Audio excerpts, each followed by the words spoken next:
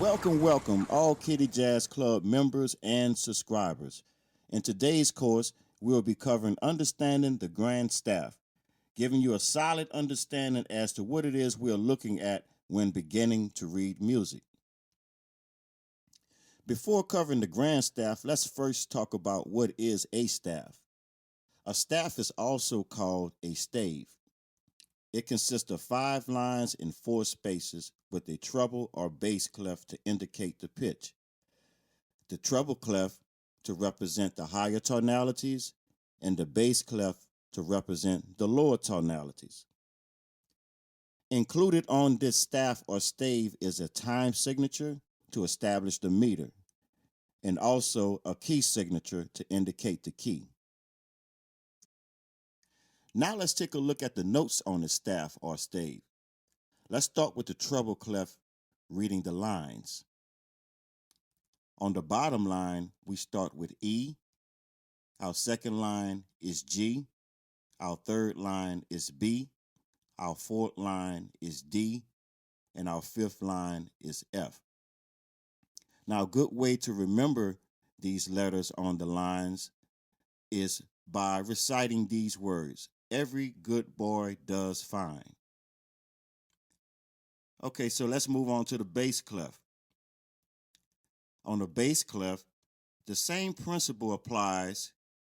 It's still 5 lines in 4 spaces, but the letters will shift slightly. Our bottom line on the first line in the bass clef is a G. Our second line is B. Our third line is D. Our fourth line is F. And our fifth line is A. Now, a good way to remember those letters on the lines is reciting these words. Good boys do fine always.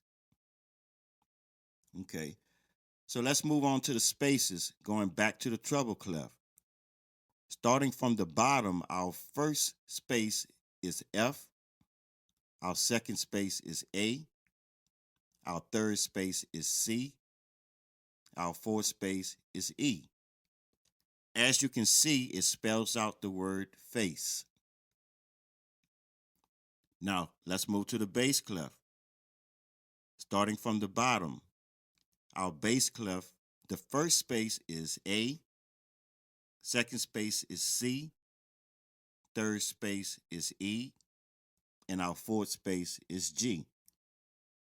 Now, to remember these letters on the spaces, we can recite these words. All cows eat grass. Now let's put it all together, introducing the grand staff, also called the grand stave.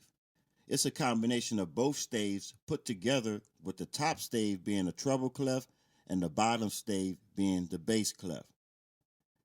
When writing and composing songs, the composer would normally default to a grand staff to express various melodies and harmonies. The instruments utilized on this combination clef normally includes the piano, organ, harp, and more.